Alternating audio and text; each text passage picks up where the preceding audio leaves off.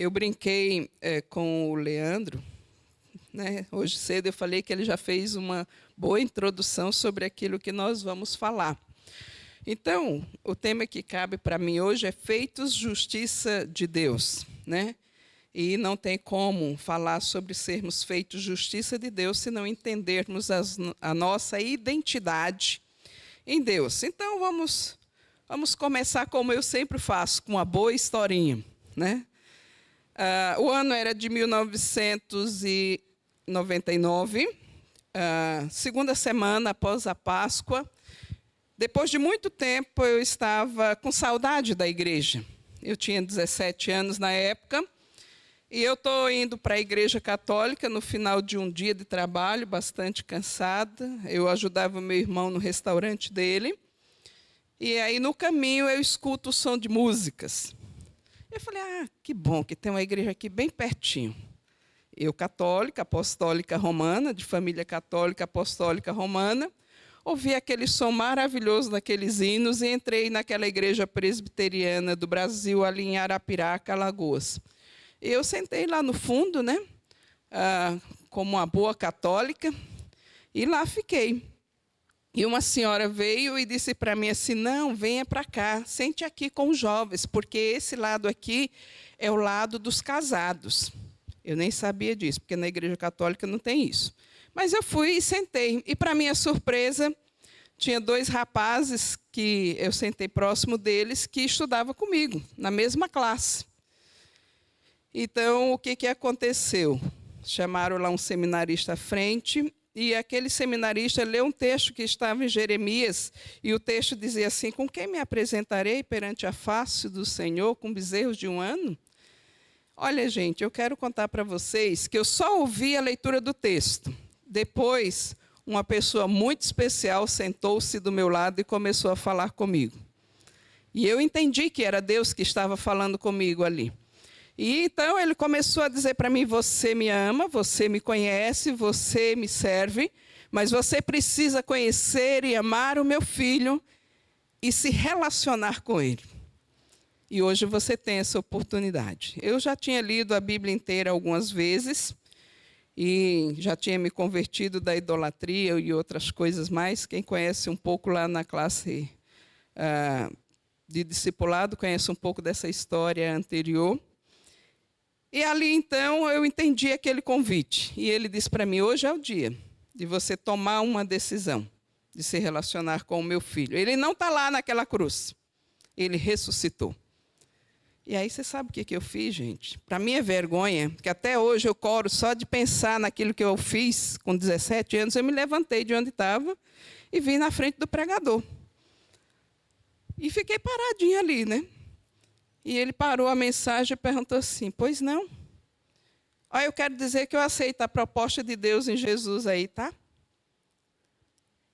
Aquele pregador ficou tão desconcertado, imagina um seminarista pregando, e uma doida chega lá na frente e fala um negócio desse. Quebrou a mensagem, gente. Foi exatamente isso que aconteceu. E ele, sem graça, falou assim, então, irmãos, vamos orar, né? E aí ele orou, eu voltei, me assentei, e ele continuou a mensagem dele, né? Até hoje eu não sei o que ele pregou, porque eu só me lembro do texto.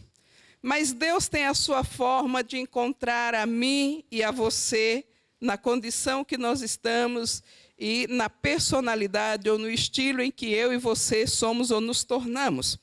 E eu quero convidar você para a gente pensar um pouco sobre essa questão de como ele nos encontra e o que ele faz conosco.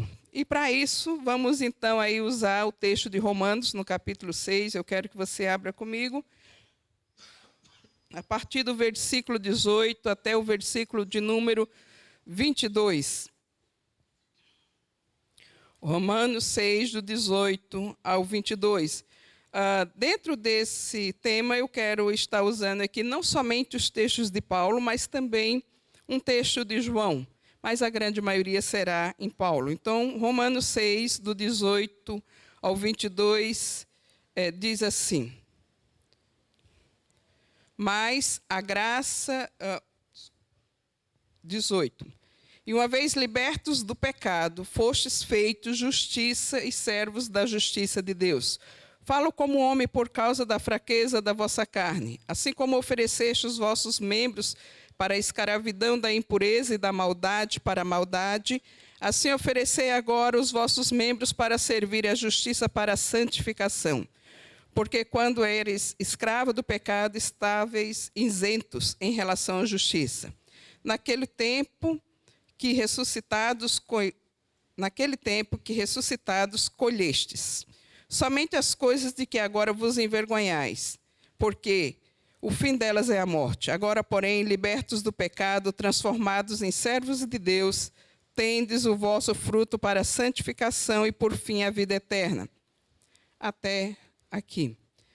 Então, o que eu entendo sobre esse tema e o que nós temos visto nesse tempo em que estamos vendo sobre a reforma protestante e fechando aqui a série de pregação sobre a justificação e hoje com esse tema feito justiças de Deus. E é isso que Paulo vem aqui dizer para mim e para você. O que para mim fica muito claro é que Deus, sem nenhum mérito, sem nenhum feito meu ou seu, mas apenas pela sua graça, concedeu e imputa a mim e a você a expiação, a justiça e a santidade de Cristo. O que isso quer dizer?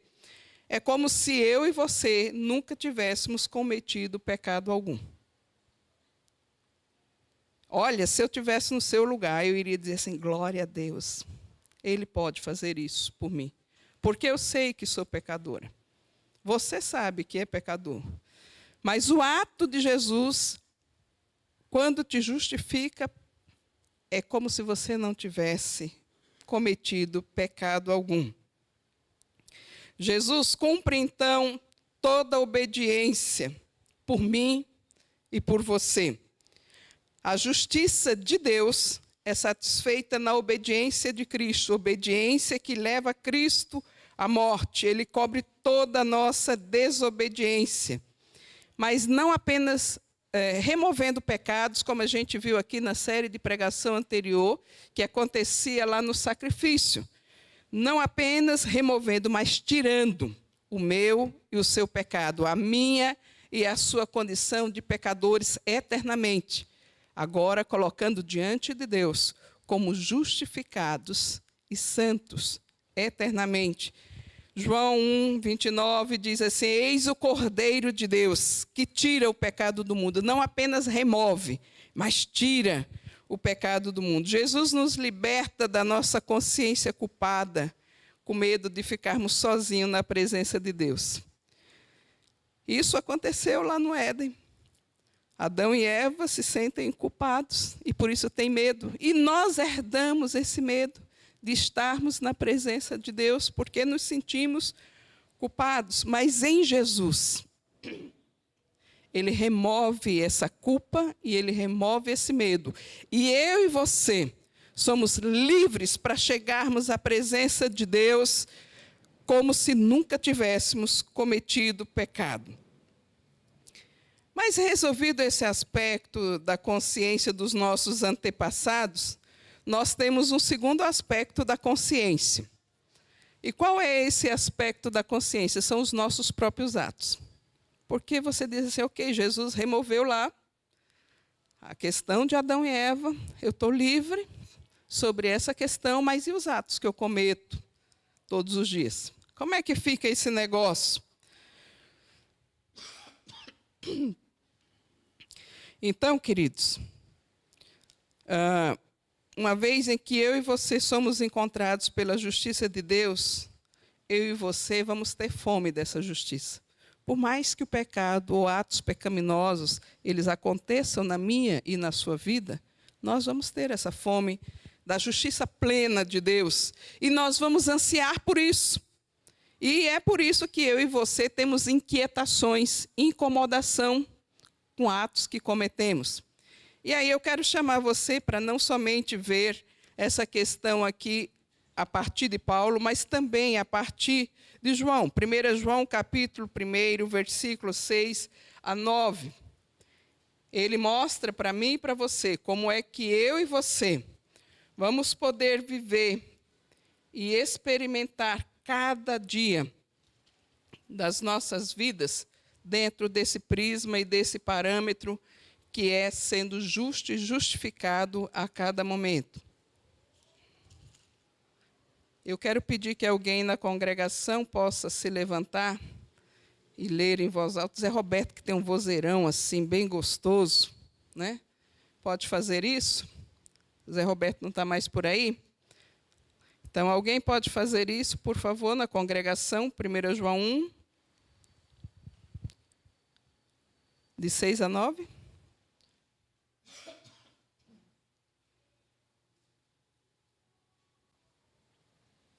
Ninguém se prontifica?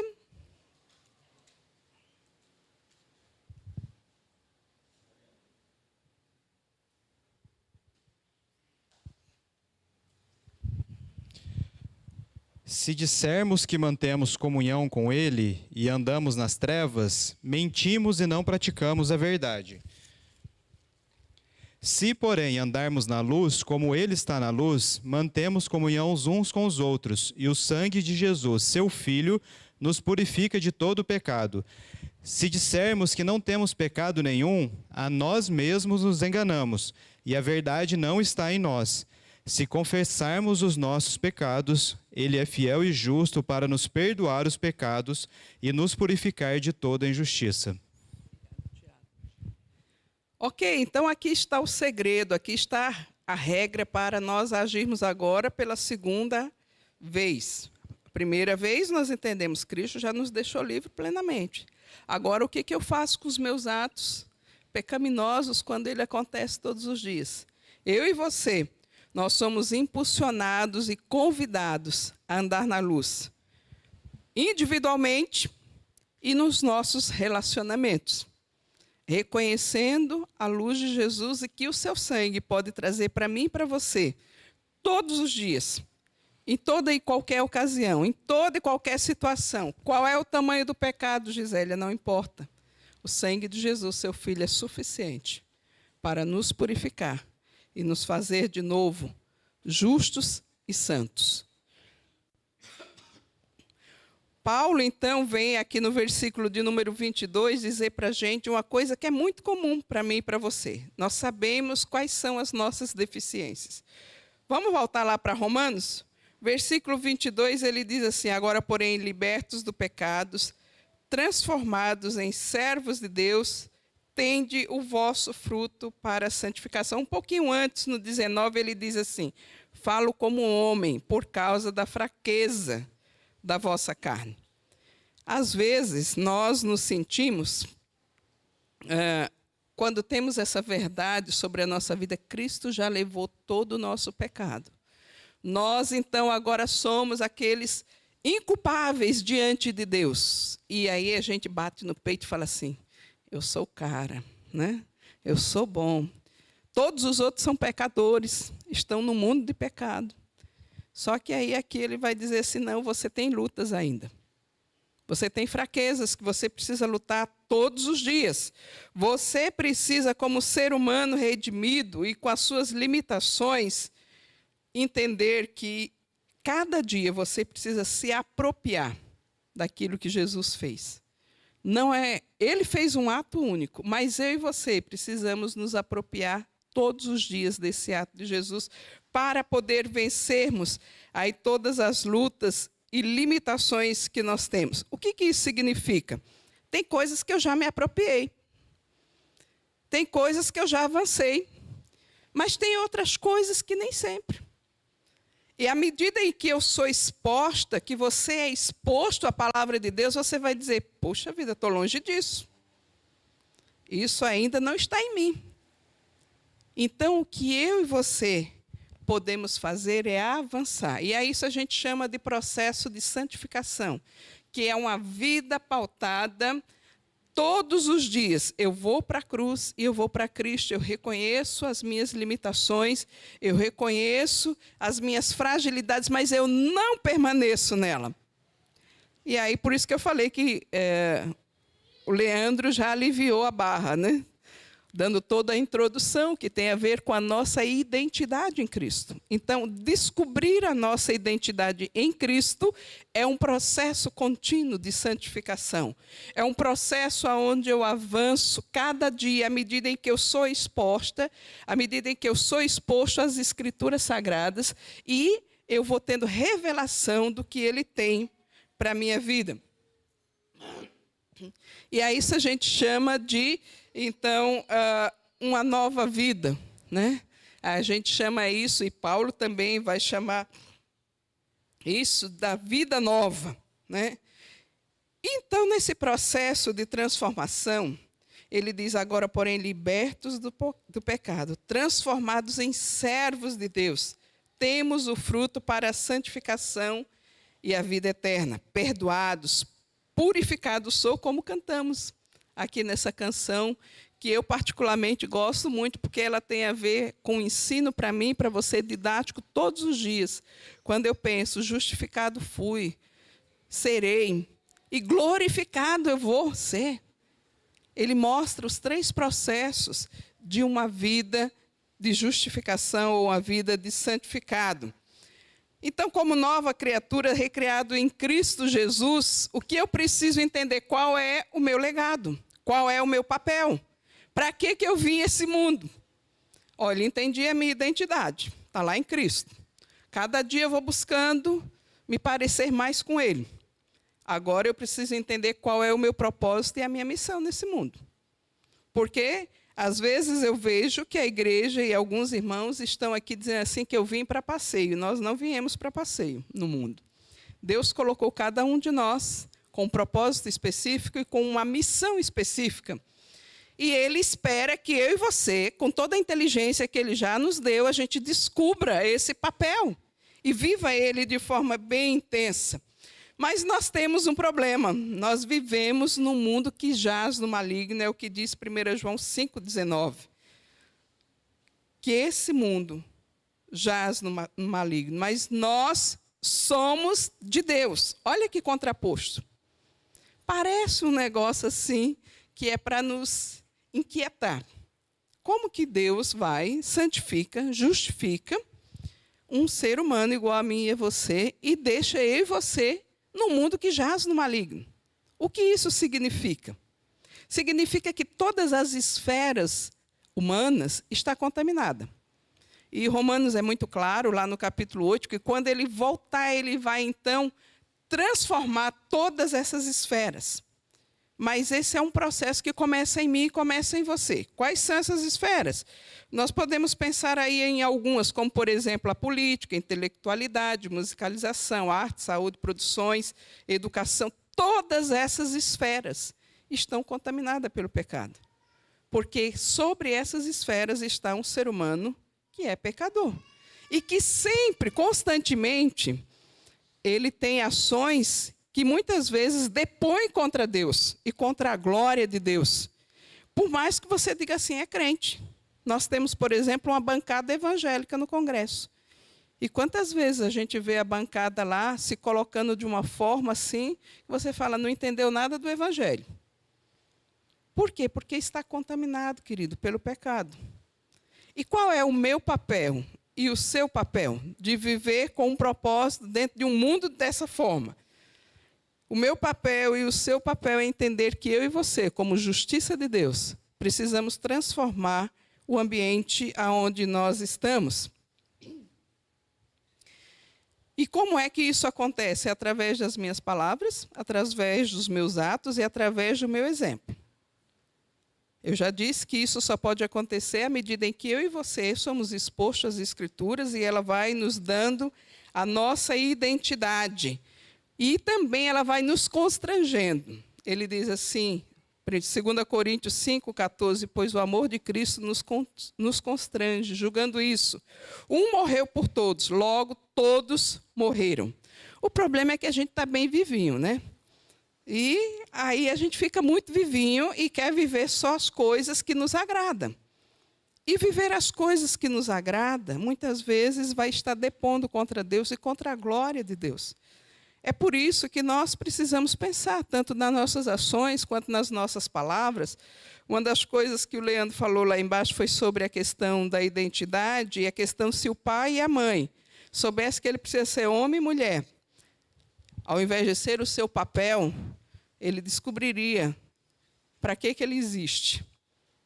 É para ser pessoa, para ser humano. E eu e você só podemos ser humanos com uma missão e com um propósito a partir do que Jesus fez na cruz e o que ele está fazendo todos os dias na minha e na sua vida. Mas é tão difícil, Gisele, a gente tão vivinho assim, morrer para nós mesmos. Nós estamos lá na nossa turminha, né, João? Falando sobre a morte do eu. E que negócio difícil, né? Que negócio que depõe contra a gente. Porque a gente quer estar bem vivinho, né? Tomando as nossas decisões, só aquilo que nos agrada. E aí, quando alguém fala assim, é preciso pagar o preço. E é isso que Paulo está dizendo aqui. Olha, eu estou pagando um preço aqui por conta dessa história de que agora Cristo me ganhou. E depois, por último, eu gostaria de ler o texto de Colossenses, que ele vai deixar isso muito claro. Ele vai falar o propósito pelo qual eu e você somos salvos. Assim como ele falou lá para Colossos, é também para mim e para você. Nós somos salvos e nós precisamos entender que existe um preço também que eu e você pagamos. Que é viver nesse mundo cheio dessas esferas contaminadas para ser transformação, exercendo uma missão, vivendo cada dia com um propósito. Então, nós morremos para o pecado e somos convocados a instalar o reino de justiça de Deus no nosso entorno. Ele morreu por todos, para que os que vivem não vivam mais para si mesmo, mas para aquele que por eles morreu e ressuscitou. 2 Coríntios 5,16. Então, o nosso propósito nesse mundo, queridos, como ele mesmo vai falar nesse capítulo, é sermos embaixadores aonde nós estivermos. E o que é ser um embaixador? O embaixador ele está comprometido com, desde as suas ações, a sua fala e o seu exemplo, com o seu país e o governo daquele país e as suas políticas. E nesse mundo que a gente tem visto aí globalizado, constantemente você vê um embaixador falando aqui ali. Agora há pouco, o Daniel falou de uma fala do embaixador da ONU. Quando nós vemos o embaixador do Brasil num outro país, ele vai defender os interesses e a política desse país, não somente nas suas falas públicas, mas na sua vida. E para ser um embaixador num outro país, ele precisa ter um testemunho que está acima de qualquer suspeita. Então, o embaixador, ele pauta as suas ações nos valores daquele país, daquele governo, daquele reino. E qual é o país que eu e você pertencemos? Qual é o rei que nós servimos? Eu digo para você, se você é uma vez salvo por Cristo Jesus, o nosso país é a Nova Jerusalém Celestial. E esse processo de transformação das esferas começa aqui. Começa comigo e você. Modificando aonde nós estamos. Transformando o ambiente aonde nós estamos, para que o reino de justiça de Deus seja, então, implantado por palavras e por ações nossas. E aí aqui eu quero contar uma coisa interessante que acontece lá no Pirajussara. As crianças são joias, gente. Elas pegam as coisas muito mais rápido do que nós adultos. Nós adultos somos meio besta, assim, né? A gente fica lá dando um monte de desculpas. Às vezes, dentro da sala de aula lá, eu estou lá, virado para a lousa, passando 500 conteúdos de matemática, porque a gente tem muitas necessidades ali dentro daquela mesma sala, e, de repente, solta um palavrão lá, dentro da sala. Uma palavra inapropriada. E aí o outro vai e fala assim, pare com isso, você não sabe que esse lugar é de Deus. Não pode falar isso aqui. E aí eu fico pensando, quem é que disse para essa criança que ela não podia falar aquilo ali? Que aquele lugar é de Deus? Você percebe que o exemplo, ele vem muitas vezes sem palavras? Para mim, esse é um processo de transformação. Crianças que estão acostumadas dentro da sua casa, viverem mais na rua do que dentro de casa, virar um para o outro e dizer, não pode falar isso aqui, esse lugar é de Deus. Às vezes, nós adultos não temos essa consciência. Eu não posso falar isso, porque esse templo aqui, ó, é do Espírito Santo de Deus. Isso não glorifica o nome de Deus. Eu não posso ter essa ação, porque essa ação aqui vai depor contra Deus, e não a favor de Deus, porque muitas vezes as nossas ações, elas estão pautadas nos nossos medos. Mas, por que que isso acontece? Porque em mim e você não está ainda formado e completado essa identidade de filhos de Deus. Talvez eu e você não tenhamos ainda nos expostos de uma forma tão profunda a palavra de Deus, que essa identidade está entranhada em nós. Porque à medida em que ela está entranhada em nós, ela vai aparecer aonde nós estivermos. Então, queridos, eu digo para você que quando essa identidade de filhos de Deus está entranhada em mim e você, não vivemos a partir dos nossos próprios propósitos ou das nossas próprias conquistas, mas passamos a viver a partir daquilo que é interesse de Deus, que é interesse desse governo, que quer governar todas as esferas, não só da minha vida particular, não só da Maria Gisélia, mas de todo o entorno aonde ela estiver. Não vivemos uma política que é minha. Eu não falo isso porque isso pode me causar um processo. Eu não falo aquilo porque isso... Não, eu falo porque é a verdade de Cristo. Percebe a diferença dos valores aí, da política de quem me governa? Eu gosto de pensar no rapaz que esteve aqui conosco, o Juan, e ele sempre falava e mexia com o Leandro nosso aqui, que era a história dos 40 chibatadas menos uma, né? E aí ele brincava, né? Errou, chibatada nele, né? E ele fazia o barulho da chibata. É claro que a gente tem na história da igreja muitas pessoas que entenderam que isso deveria ser literalmente para poderem imprimir no seu corpo um negócio desse. Talvez eu e você precisemos de tratamento assim. Mas quando nós entendemos que a nossa alma pode ser disciplinada com a palavra de Deus, com a presença do Espírito Santo de Deus nos convencendo, ele vai muito além. Nossa casa, então, nós vivemos e buscamos essa política, então podemos nos perdoar. A família pode olhar e dizer assim, eu errei contra você, eu pequei contra você. Isso são valores desse reino.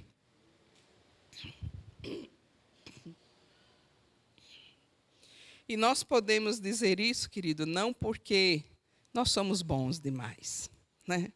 Muitas vezes a gente fala assim, olha, eu estou te pedindo perdão porque eu sou melhor que você. Não, mas é porque eu já recebi o perdão de Cristo Jesus. E, portanto, eu posso te ofertar esse mesmo perdão. Nós vivemos sobre um prisma que agora não é mais o seu pai, né? E, de vez em quando, isso acontece lá na minha casa. Eu acho que na casa de vocês não acontece, não. Quando as meninas aprontam alguma coisa lá, ou que eu estou desagradada com alguma coisa, eu viro para o Daniel e eu falo assim, cadê tua filha?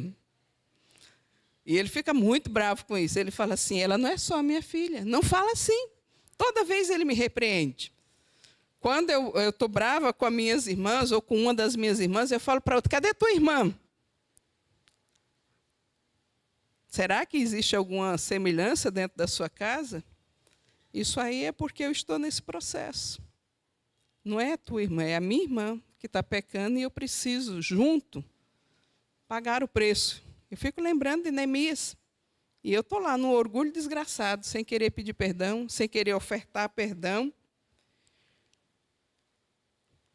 Quando eu trabalho, quando eu me movimento para trazer sustento para dentro da minha casa, eu preciso entender que esse movimento ele tem que estar pautado naquilo que Jesus já me chamou para ser e viver. E quando esses movimentos estão contra a palavra de Deus, eu preciso me levantar. Inclusive, quando a empresa está cobrando de mim que eu fique lá intermináveis horas. sem considerar minha casa, minha família, os meus relacionamentos, porque o mundo globalizado é assim. Ele nunca está satisfeito. Ele sempre vai querer mais. E se eu e você não soubermos quais são os limites que precisamos para viver, nós vamos dizer sim e amém. E aí, nós não teremos mais nenhuma outra situação para podermos dedicar o nosso tempo. O que vai ficar é o resto para a família, o resto para casa. E, normalmente, esse resto não é bom. Invertemos os valores. Invertemos a prioridade. Invertemos a conquista do tesouro. Ficamos com o tesouro daqui, desse mundo, ao invés dos tesouros eternos. Mas se nós estivermos conquistando os tesouros eternos, vivendo sobre esse prisma do perdão e da graça, a cada dia, nós não estaremos mais vivendo sobre o domínio do maligno, mas estaremos quebrando esse domínio de forma prática, na minha e na sua vida. Essa consciência de que eu não vivo mais para mim. Eu fui conquistado para uma vida que agrade o Senhor. Isso é fantástico. Eu costumo dizer que é céu aqui, como a gente canta naquele hino. Viver assim é céu aqui. Por que eu posso perdoar? Porque Ele já me perdoou.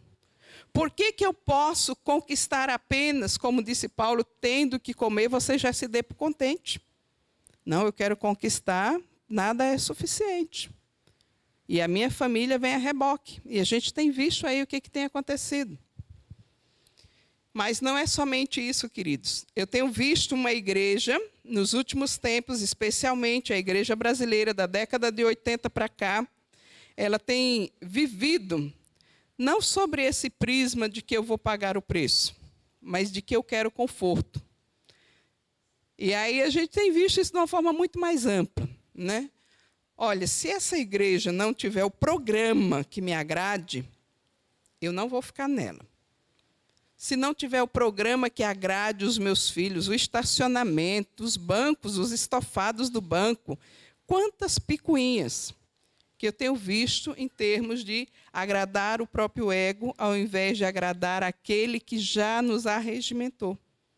Isso não é cristianismo. Isso não é viver sobre o prisma da justificação pela fé. Isso não é sobre o prisma de que eu e você já fomos conquistados por Cristo. É viver sobre os nossos valores.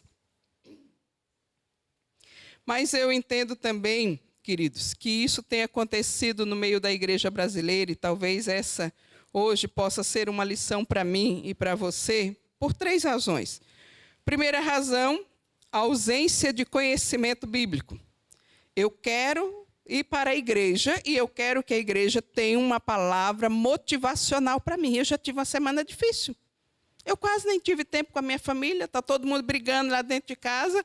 Eu nem quero voltar lá para dormir, porque até para dormir é difícil. Eu estou me entregando ao mundo dos negócios e a minha casa ficando para trás. E aí, eu realmente não vou conseguir entender os princípios bíblicos, porque eu não tenho tempo para isso.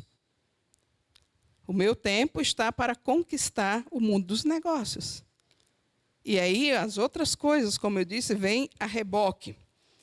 Então, essa ausência do conhecimento bíblico leva a mim e a você uma insatisfação plena. Nada é suficiente. Nada basta. Quando nós nos aproximamos dos princípios da palavra de Deus, Ele vai nos satisfazer. Eles vão nos preencher. Eles vão dizer quem eu sou, como eu devo viver. Mas se eu não os conheço, eu só vou querer um sermão motivacional mesmo.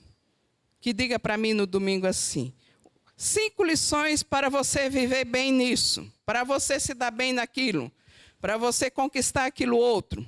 E por aí vai indo. Eu não sou contra os sermões motivacionais. Durante 3 anos, numa igreja que eu pastoreei, todas as segundas-feiras, eu levava uma palavra motivacional para um grupo de pessoas que estavam procurando emprego, e vinha o pessoal lá da prefeitura, que trazia os empregadores, né? E aquela multidão de gente se formava na igreja atrás de emprego. E muitas pessoas, de tanto ouvir não tinham mais nenhuma autoestima. E durante 3 anos, toda segunda-feira, eu trazia uma palavra motivacional, dizendo o quanto aquelas pessoas podiam. E depois eu tive muitos testemunhos de pessoas que disseram para mim, eu já estava desempregada há 5 anos, há 3 anos, e eu não conseguia passar nas entrevistas, por conta da baixa autoestima. Porque não conseguia se perceber como alguém que tinha valor, inclusive, para o mercado de trabalho. Agora, essa não deve ser a tônica do servo, e muito menos do discípulo de Cristo. A tônica do discípulo de Cristo é viver sobre o prisma de que ele é filho de Deus, que ele já foi justificado por Cristo Jesus, e ele precisa cumprir a sua missão, viver com um propósito cada dia, aonde ele estiver, ser um agente de transformação. A outra questão que eu vejo aqui é a falta de entendimento do meu papel no reino. E que Jesus conta comigo. Eu acho fantástico quando ele fala assim, olha, e Paulo falando para os seus ouvintes, ele disse assim, olha, muitos anjos queriam ter essa responsabilidade. Muitos anjos queriam vir pregar e fazer esse processo de transformação, mas não lhes foi dado a isso. Foi dado a quem? A mim e a você. Sermos esses agentes de transformação. Nos transformando e transformando o ambiente onde nós estamos, onde nós nos encontramos, seja trabalho, seja casa, seja família, seja amigos. E aí a pergunta para mim e para você, enquanto eu falo dessas áreas aqui, que eu vejo que é o problema que nós enfrentamos por não entendermos que somos feitos justiças de Deus para um propósito, é como é que eu estou vivendo isso? E o último é a acomodação, né? Então, o primeiro é a ausência de conhecimento bíblico, o segundo, falta de entendimento do meu papel, e o terceiro, a acomodação. Já estou justificado mesmo, o mundo não é problema meu, que se dane. Desculpa aqui a expressão chula, que eu estou falando, mas vocês já pensaram isso várias vezes.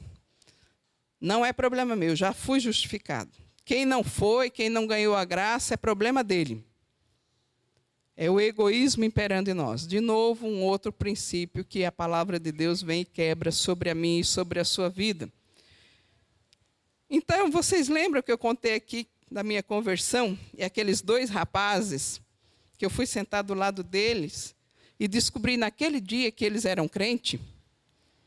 Aí eles queriam se aproximar de mim na escola, gente. Depois que eu tomei aquela decisão vergonhosa na frente de todo mundo, né? Ali que até hoje eu fico pensando assim, meu Deus, eu nem para ficar vermelha fiquei. Porque eu estava tão embriagada por aquela voz que falava comigo, que eu nem me percebi de nada dessas convenções humanas. Aqueles 2 jovens se aproximaram de mim lá na escola e queriam se relacionar comigo, fazer amizade e todo aquele. Eu falei, beleza. Só que por várias vezes eu chamei a atenção deles por conta dos seus atos e das suas palavras. E um dia eu fui bem específica. Eu disse assim, como é que vocês estão aqui estudando comigo já há não sei quanto tempo e vocês não têm nem vergonha na cara de nunca ter me falado da igreja de vocês? De nunca ter dito para mim, Gisélia, vamos lá, vocês nunca me convidaram para ir na igreja de vocês. Se vocês não quisessem falar do Cristo que vocês servem, tudo bem. Mas vocês poderiam ter me convidado. Vocês me negaram essa oportunidade. E aí eu me lembro que aqueles rapazes falavam assim, não, é porque a gente ficava com medo, a gente tinha vergonha. Eu acho interessante, gente, porque para algumas coisas a gente não tem vergonha, né? Para algumas coisas a gente não tem medo. A Ana falou aqui a semana passada que uma vez que eu já entendi que toda a justiça foi cumprida em Cristo, um dos meus papéis é falar desse amor de Cristo aos outros. E aí, a minha pergunta é assim, por que não estamos fazendo isso? Aqueles rapazes estavam ali, tantos anos, estudando junto comigo. As suas ações, muitas vezes, se comparavam à ação de todo mundo ali. Eu nunca vi diferença nenhuma naqueles rapazes. Eles eram aqueles que ficavam num grupinho à parte, tirando chacota de outros. E eu falava, por que vocês fazem isso? Ah, porque foi engraçado ver o fulano se estabanando, né? E muitas vezes tinha um que era bem atentado. Ele colocava o pé na hora que a turma estava passando para o intervalo para ver ele caindo de cara no chão ali. Quantas vezes eu falei assim, é muito bonito para vocês isso, né? É muito bonito. E eu nem tinha conhecimento dos princípios bíblicos, como eles tinham. E um dia eu falei para eles na escola dominical, na frente do professor, eu falei, esses dois aqui é dois safados. Lá na escola eles só aprontam. Sabe, eles não testemunham de Jesus, não. Eles aprontam um monte lá na escola. Muito pelo contrário, eles testemunham contra Cristo. Desonram o nome de Cristo ali. E aí, foi aquele auê, né? Porque o professor ficou sem graça, né? E depois que eu vi que eu tinha falado demais, né? Mas aí já tinha soltado, né? Mas foi bom aquilo lá. Foi bom ter acontecido, porque, segundo aqueles rapazes que eu encontrei um tempo depois e já estavam casados, com filhos, ele falou, Gisélia, naquele dia a gente resolveu tomar uma posição de ser crente de verdade, de ser discípulo de Cristo, de não ser só uma farsa, de não ter só conceitos sobre a nossa vida. A pergunta para mim e para você é o que estamos implantando no aqui e agora com as nossas ações? A justiça de Deus ou a nossa própria vontade, o nosso próprio ego? Em Mateus 11, 7 a 19, Jesus dá testemunho de João Batista e fala daquela geração que era uma geração perversa e difícil. Eu disse aqui, nós vivemos no mundo que jaz no maligno. Na época de Jesus não era diferente. Mas uma coisa interessante é que, naquele contexto todo em que os discípulos de João vêm e perguntam para Jesus assim, olha, João Batista mandou a gente inquirir você aqui sobre o que você está fazendo e quem é você. E João Batista já havia batizado Jesus, já havia visto o sinal dos céus descer sobre Jesus, entendido que ele era o Filho de Deus, compreendido ali a sua identidade. Mas, então, ele manda os discípulos perguntar aos discípulos dele o que é isso que está acontecendo. Porque nós temos algumas práticas que são lá da lei, como o jejum e outras coisas, e os seus discípulos não têm nada disso. Os seus discípulos vivem livre. E aí eu acho tremenda a resposta de Jesus ali para os discípulos de João Batista. Vocês voltem até João e vocês falem para ele o que vocês estão vendo. Fale dos frutos que vocês estão vendo. Homens sendo curados, mulheres sendo libertas, de todo tipo de mal. Essa é a resposta de Jesus. Veja os frutos. E a minha pergunta, que eu termino hoje, aqui para cada um de nós, é assim, qual é o fruto que você está produzindo como justificado? Como tendo sido feito justiça de Deus. Qual é o fruto? Ele disse que nós seríamos conhecidos pelos nossos frutos. Que Deus nos ajude a produzir frutos de justiça, para que o reino dele se expanda. Pai, em nome de Jesus, clamamos a Ti. O Senhor conhece a minha realidade, a realidade de cada um dos meus irmãos e irmãs aqui. Muitas vezes nós não sabemos como nos envolver e outras vezes nós temos outras preferências que somente o Teu Espírito pode nos ajustar para nos envolvermos de fato com o Deus de Jesus Cristo, o Deus que nos justifica, o Deus que nos apresenta um modelo para ser e para viver cada dia. E pedimos a Ti que o Teu Espírito nos capacite, que o Teu Espírito quebre em nós todo o comodismo, que o Teu Espírito quebre em nós todo o egoísmo, e que o Teu Espírito quebre em nós toda a ausência de entendimento daquilo que o Senhor já nos chamou para ser. Pedimos a Ti que o Senhor possa usar a cada um dos irmãos aqui presente como instrumentos poderosos nas Tuas mãos, para que a Tua justiça seja feita e o Teu reino venha. Em nome de Jesus. Amém.